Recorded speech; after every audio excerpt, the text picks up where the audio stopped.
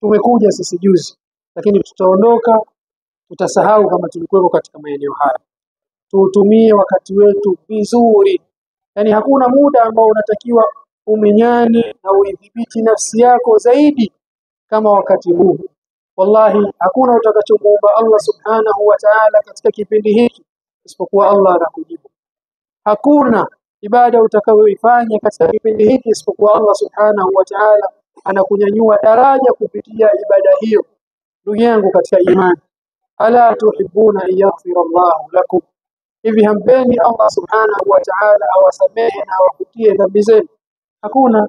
Kila mmoja anatamani awe msafi, arudi nyumbani kayaumi waladatu ummuhu, kama kwamba amezaliwa upya kutoka katika tumbo la mama yake. Na kila mmoja, hii ndio umnia yake, ndio maazimio yake, na ndio kitu anachokitamani katika nafsi yake.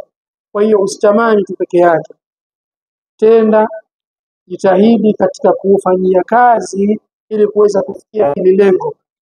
Ndugu yangu katika imani, idha u'tiya shakara, kuwa na hali Allah anapokupa neema yake, onyesha shukrani. Vipi tuonyesha shukrani?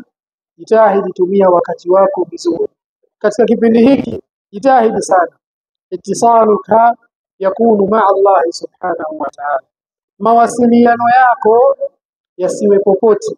Hebu kipindi hiki, kama vile unapokuwa umepigiwa simu ukawa unaongea na mtu, unazungumza na mtu wa muhimu, uhitaji mtu yote akusumbue, unatafuta sehemu nzuri ili uweze kufanya kile unachokihitaji kwa wasaa na fursa nzuri, basi jitahidi katika kipindi hiki. Allah amekuita wewe katika wakati wako wote, anta tunaji rabbak, wewe unanong'ona na unazungumza na nani? Na Allah subhanahu wa ta'ala. Kwa nini usiwe makini?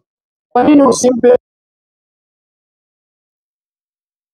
unafanya ihsani, ukawa unafanya ihsani, an ta'budu Allah ka'annaka tarahu fa in lam takun tarahu fa innahu yaraka, ukawa unamwabudu Allah katika kipindi hiki kama kwamba unamuona Allah yuko mbele yako, na kama Allah humuoni, fahamu basi kwamba yeye anafanyaje, anakuona.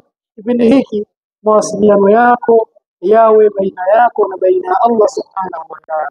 Simu akbaru shaytan fi hadha zaman, simu zetu hizi ni shaytani mkubwa sana katika kipindi ambacho tunacho hivi sasa.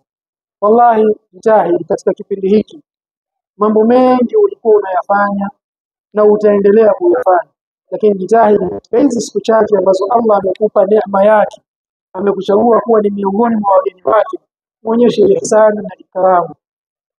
Fanya adhkar, mtaji Allah subhanahu wa ta'ala, msalie Mtume sallallahu alaihi wasallam, kithirisha zaidi kusoma Qur'an, fanya khairi mbalimbali, kisha ukitaraji malipo kutoka kwa Allah subhanahu wa ta'ala. Kun mukhlisan lillah, fanya kwa ajili ya nani?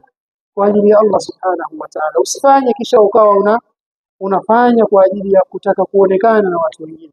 Wallahi hautapata kitu, kwa sababu sharti ya kukubalika yale tunayoyafanya, wallahi kwanza ni ikhlas. Kuyafanya yale unayoyafanya kwa ajili ya nani? Kwa ajili ya Allah subhanahu wa ta'ala. I'mal lillah, fanya kwa ajili ya Allah subhanahu wa ta'ala. Kisha fanya kwa elimu, kile unachokifanya fanya ukiamini kwamba hiki mwalimu wangu mimi ni Mtume salawatullahi wasalamuhu alayhi, amenitaka nifanye hiki katika namna hii na sura hii. Kwa hiyo ukiwa utayafanyia kazi masharti haya vizuri, matendo yako yakawa na ikhlas, kisha ukayafanya matendo yako kwa mafundisho ya Mtume salawatullahi wasalamuhu alayhi, basi amini kwamba Allah subhanahu wa ta'ala atapokea ibada yako. Faman kana yarju liqa'a rabbih falyamal 'amalan salihan wala yushrik bi'ibadati rabbih ahada.